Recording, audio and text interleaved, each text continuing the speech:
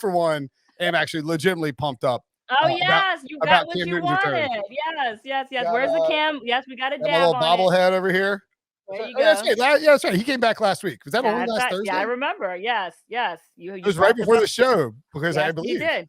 Yes, you did. And we talked about it. How is how are things going? What is the buzz you're hearing about Cam fitting in from a schematic locker room standpoint? Because usually a beloved figure everywhere he's been. I can promise you the people in the state of North Carolina, the state of South Carolina are very excited about Cam's return. Has this sort of buoyed the locker room to believing they can make a run? Oh yeah, definitely. I was talking to Robbie Anderson yesterday, and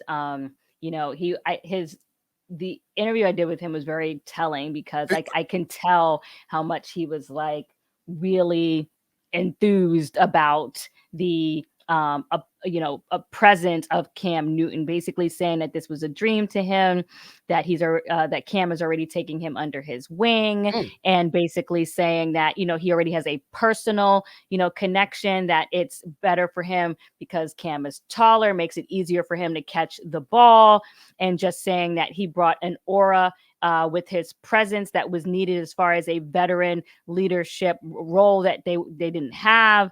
So I could tell, one, it was complimentary to Cam, but I could also tell what he was saying about it, what he wasn't saying as well. But here's the thing, and that's fine. Listen, that's fine. I totally look, Robbie and we always joke that we're cousins, but we're not cousins because we have the same, last name. Yeah. But you have to look at, this is a guy who's coming off of a career year last year, 1,069 yards. It earned him a 2-year, $29.5 million contract extension. And right now, I don't have the numbers in front of me, but it's like 23 for like 234 receiving yards. He's having a rough season. They changed his role around a lot. It was weird.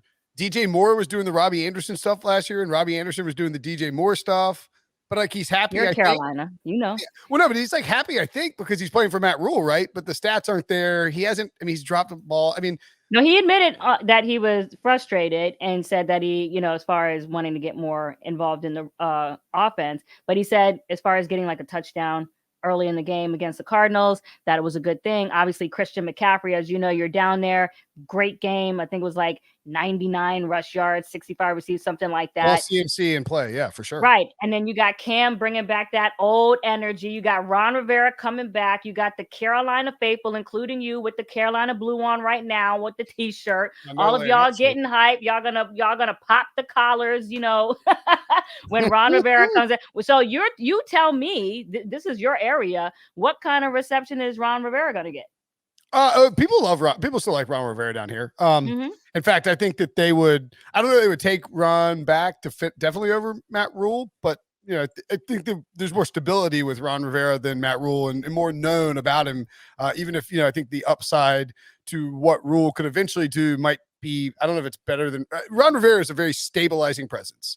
He's not, he's not going to take you over the top with his wild and crazy offense or anything, but he builds a great defense, hires great coordinators, is going to be involved in division races. And Panthers fans, it was sort of just time when he left. And so I think that Panthers fans are fine with how it played out. Like nobody has any animosity towards Ron. If anything, they will be excited to see him come back to Charlotte for the first time, but it will be completely over like any discussion of like they'll cheer really loudly for Ron Rivera. That place is going, the roof is going to blow off there's no roof.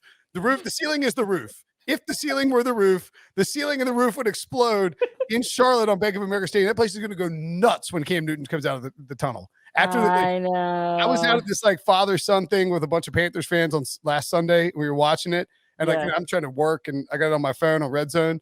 And I was like, "Oh, Cam's in!" And like a couple of people heard me. They all sprinted over to see it too. I mean, like it's going to be the energy is going to be pretty big in Carolina on But Sunday. This is what I found interesting from what you just said. You were like, but they probably would still be good with Matt Rhule because even though Ron Rivera is a stabilizing force. But what would you have said the same thing if David Tepper had not gotten Cam Newton? And you were still dealing with the Sam Darnold thing right now. Look how it's completely changed the narrative. Exactly. That's what I'm saying. That's what I was saying last week too. Like all of a sudden, everybody was like, Tapper has really screwed this up. He's below the whole, he can't figure out the quarterback. The franchise is a disaster. They're going to trade 10 picks for Watson this offseason. We have no offensive line. We owe Darnold 19 million. We're going to give out like Brian Burns for Watson too, or something like that. And then all of a sudden they sign Cam Newton for $4.5 million. It's like, all right, you know what? We don't care about anything. Thanks for bringing Cam back. Don't even remember that you got the bag going to Darnold. This man is basically been benched, going out with 18 million, and you paying like 900 quarterbacks. It's crazy, but they don't care because Cam's back, and that's just how it is. I need to elevate my Cam bobblehead here.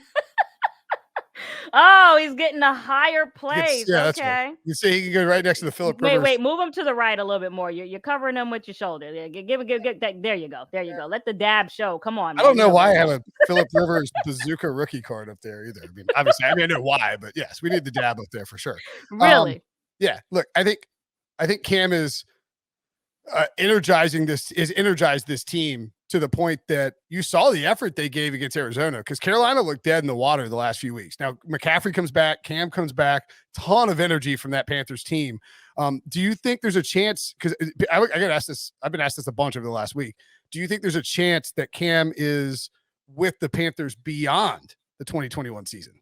There's absolutely a chance if he can not only keep them in playoff contention, but also, take them through the postseason. Right now, they're 7th in the NFC. They're 5-5. They're clinging to the last spot. There are 3 teams behind them. I think a half game back at 4-5. So they not only is this like a really, kind of storybook, game, but they really actually need to finish it. It's not about the beginning. They actually need to finish it and win, because I believe it's the Vikings. I know it's the Falcons, and I'm forgetting, the other team that is in there at 4-5 that, they need to stay Saints, ahead of. Let's see. It's I got it right here. I think you're right. It's the Saints. So the Saints are 5-4. I mean, the Panthers are right on the Saints, honestly. And I mean, no. Yeah. So what's that? So what's the third team that's 4-5? It's San Francisco, the Vikings, and Atlanta, the 49ers. You're right. And Falcons. I mean, to be perfectly honest, and I don't think that I have a lot of money tied up in the Buccaneers winning the division. So I shouldn't be floating this out into the ether at the risk of, it coming true. But the Panthers aren't dead for the division. The Bucs are 6-3. Carolina's 5-5. They play the Bucs twice. I don't think it's happening. Don't get me wrong. But weirder things have happened, and that's just sort of the energy that Cam Newton brings to this franchise. It's just well. Different.